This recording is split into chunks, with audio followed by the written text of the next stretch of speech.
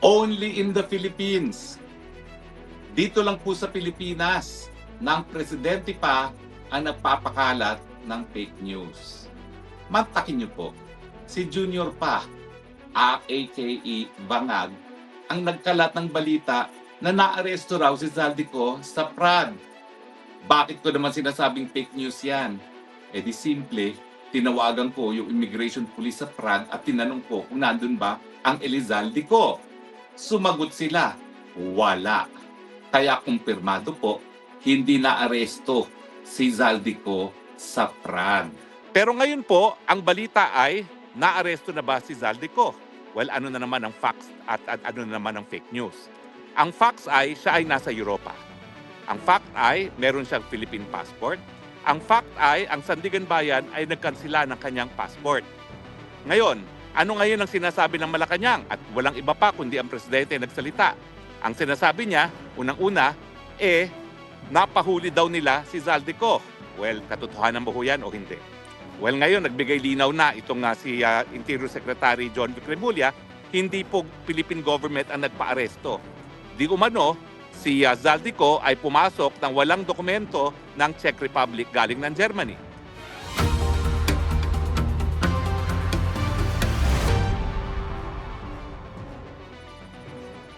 Only in the Philippines. Dito lang po sa Pilipinas, ng presidente pa ang nagpapakalat ng fake news. Mantakin niyo po, si Junior pa, aka Bangag, ang nagkalat ng balita na naaresto raw si Zaldico sa Prague. Bakit ko naman sinasabing fake news yan? Eh di simple, tinawagan ko yung immigration police sa Prague at tinanong ko kung nandun ba ang Elizalde ko. Sumagot sila, wala. Kaya kumpirmado po, hindi na-aresto si Zaldico sa Prague. Hindi ko nga maintindihan bakit ang mainstream media kinakailangan na pagkatiwalaan ang salita ng isang presidente na alam naman natin wala sa tamang pag-iisip dahil siya ay Bangag. Pero ang tanong, bakit atat na atat ba itong presidenteng ito na siya pa ang mag-aanunsyo di umano na naaresto na si Zaldico?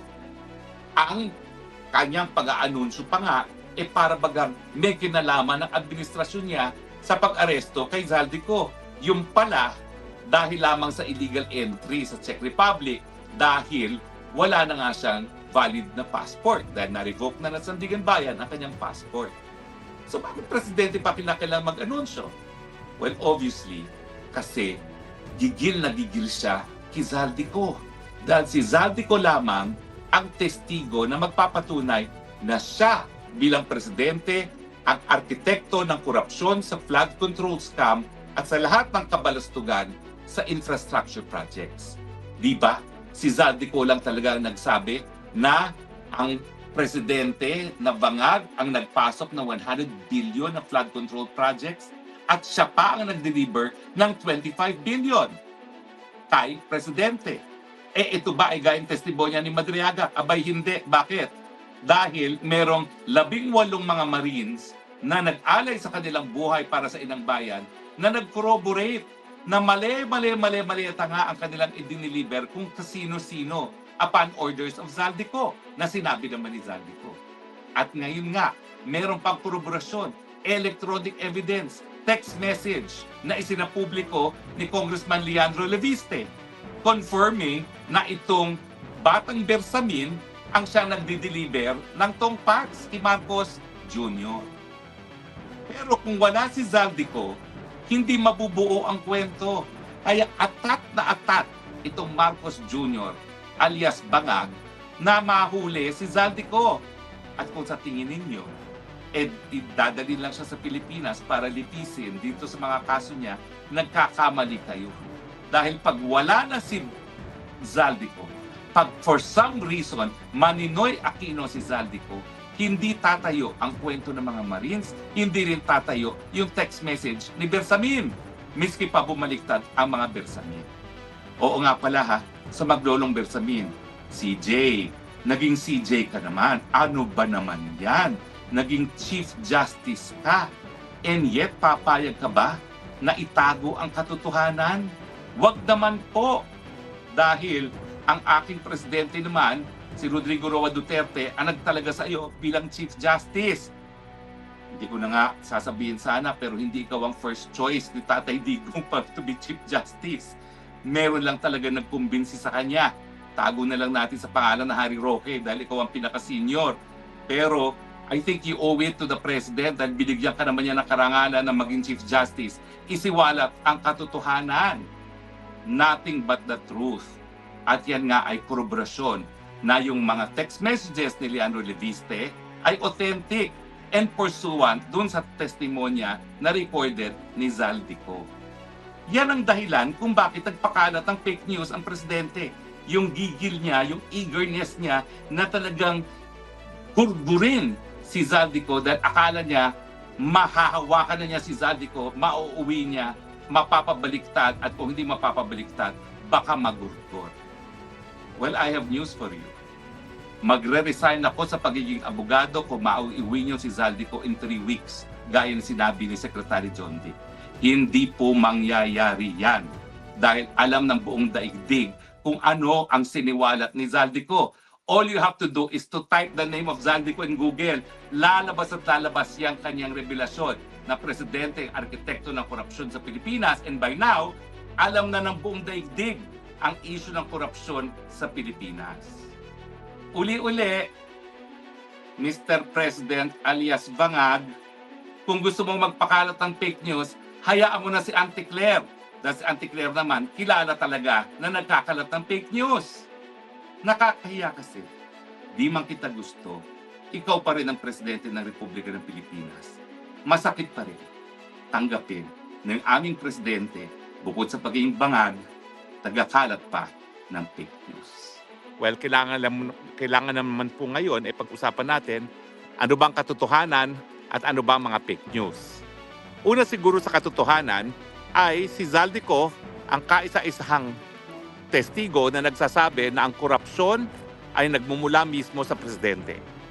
Yan ay sinabi niya dahil nung siya ay chairperson ng Committee on Appropriations sa Kamara de Representante, nagpasok ng 100 billion na insertion si presidente. Hindi lang po yan, no? Sinabi rin niya na siya mismo nag-deliver ng 25% ng 100 billion or 25 billion kay presidente mismo. At ang mga pwedeng mag-corroborate dyan ay yung mga text messages ngayon na linabas at unang isinapubliko ni Congressman Leandro Leviste, no? So, hindi natin masasabi na kwentong kutsero na parang kay Madriaga yan kasi merong mga corroboration. Ang inaantay lang natin ay yung katapatan sa bayan at katapangan nung maglolo na Bersamin na sabihin nga ang totoo nang malaman natin kung totoo nga ba at mako-corroborate ang sinabi ni Zaldico. Pero sinabi rin ng mga 18 Marines na sila ang mga pinag-utusan ni Zaldico para mag-deliver ng sangkatutak na pera. At alam naman nila kung saan nila dineliver at kung kanino dineliver ang mga salaping ito. So pwede rin yan ma-corroborate. Pero ngayon po, ang balita ay naaresto na ba si Zaldico? Well, ano na naman ang facts at ano na naman ang fake news? Ang facts ay siya ay nasa Europa. Ang fact ay meron siyang Philippine passport. Ang fact ay ang Sandigan Bayan ay nagkansila ng kanyang passport. Ngayon, ano ngayon ang sinasabi ng Malacanang? At walang iba pa kundi ang presidente nagsalita. Ang sinasabi niya, unang-una, napahuli daw nila si Zaldico. Well, katotohanan ba ho yan o hindi? Well, ngayon, nagbigay linaw na itong si Interior Secretary John Vic Remulla, hindi po Philippine government ang nagpa-aresto. Di umano, si Zaldico ay pumasok ng walang dokumento ng Czech Republic galing ng Germany. Ibig sabihin, ang fact na alam natin ay yung Sandigan Bayan ay pinakasila kanyang passport. So mukhang siya ay nagtangka na pumasok ng Czech Republic nang pinakita ang passport, ang nanai-check, yan ay revoked na. So talagang dahilan yan para siya ay ma-detain ng immigration authorities at kung hindi siya hihingi ng asylum, yan ay dahilan para magkaroon ng summary deportation. Pero fact, ano ba ang proseso sa Czech Republic? Ito po ay pinag-aralan ko na. Ang proseso po dyan, bagamat po pwedeng ma-detain siya hanggang 1 taon dyan, no? Pero at the average 90 days bago siya ma-deport, ang katotohanan ay sa unang 7 araw ng pagkakadetain niya sa kanya, kinakailangan sabihin ng Czech authorities kay Zaldico na po pwede siyang humingi ng asylum. Obligasyon po yan ng Czech authorities na kapag minahuli sila na illegal entrant o yung pumapasok na walang visa, walang passport, na kapag siya ay nadetina, sasabihan na may karapatan siyang humingi ng asylum. Nung una po kasi, ako'y nagdarasal na kahit papano, alam ni Zaldico kung ano yung asylum. Nakampante po ako nung aking sa pag-aaral, nalaman ko, obligasyon ng mga otoridad sa Czech Republic na sabihan siya tungkol doon sa karapatan na kumuha ng asylum. Ang mangyayari lang po dyan, habang siya ay pinaprocess sa asylum, ng kanyang asylum, siya ay mag-i-stay sa isang asylum center. Pero hindi po yung pagkakakulong. Para po yung asylum center na tinuluyan ko rin sa Netherlands habang kinukuha ang aking mga biometrics, ine-examine ako ng medical na mga doktor dahil mahirap nga po kung ikay lalabas pa ng kampo. Dahil yung pila sunod-sunod, ang gusto nila, nandun na yung aplikante para madali lang makausap. So dahil may obligasyon po ang Czech Republic na sabihan siya na meron siyang karapatan mag-asylum, tingin ko ba siya ay kukuha ng asylum? Well, sa tingin ko po, alam ni Zaldico na dahil siya ay ngayon ang kaisa-isang testigo na po pwede makorroborate ng mag-lolo na Bersamin na ang korupsyon ay nanggaling mismo sa ulo kay Marcos Jr. mismo, talagang alam niya na may banta sa buhay niya. Ang banta sa kanya hindi lang sa pagkakakulong, gaya ng banta sa akin dahil sila ay nagtanim kaso ng non-bailable case. Ang banta sa kanya, patuloy na siyang patatahimikin, gugurgurin, papatayin. At yan po ay napakalakas na basihan para magkaroon ng asylum. Ang tanong ko lang is gaya na nangyari sa akin, saan ba nag-issue ang kanyang visa sa Shenzhen? Dahil bagamat pwede siya humingi ng asylum sa Czech Republic, kung hindi naman Czech Republic ang nag-issue ng kanyang visa, papupuntahin pa rin siya doon sa lugar na nag-issue ng kanyang visa. Pero sa akin, walang kaduda-duda. Yung pagiging whistleblower niya, yung pagsabi niya na Marcos Sr. mismo ang arkitekto ng korupsyon dito sa flood control at sa DPWH, yan po ay enough reason para siya ay talagang patayin ng mga puwersa na nais siyang patahimikin. Kaya nga po ngayon, pinag-uusapan ng lahat itong si Zaldico. Bakit? Kasi si Zaldico, kung talagang siya ay hindi susupilin sa pamamagitan ng pagkukulong o kaya naman pagpapatay, siya magpapatunay na merong responsibilidad ang Marcos Sr., ang Marcos Jr., si Marcos Jr., si Bongbong, sa katiwalian. At wala pong ganyang testigo siguro maski sa sarili niyang ama, si Marcos Sr. Napaka-importante po ng testimonya ni Zaldico, kaya naman, bagamat hindi ko sinasabi na wala dapat siyang pananagutan, ang katotohanan, kung wala ang testimonya ni Zaldico, mahihirapan tayong maparusahan ang Marcos Jr. at ang kanyang pamilya. Tandaan natin, ang in-expose niya, korupsyon hindi lang ni Marcos sa Jr. doon sa 100 billion, kundi yung smuggling. Smuggling pati sa pagkain na ginagawa ng First Lady Di Umano at ng kapatid ni First Lady Di Umano. So Zaldico, kung nasan ka man, karapatan mong humingi ng asylum. Sasabihan kanila na may karapatan kang humingi ng asylum, humingi ka lang. Dahil malinaw na malinaw, gaya ng sikat ng araw, na meron kang karapatan, meron kang well-founded fear na pwede kang gurgurin, patayin, dahil ikaw lang ang magiging susi para mapanagot ang presidente at ang kanyang pamilya sa kanilang katiwalian. Stay safe.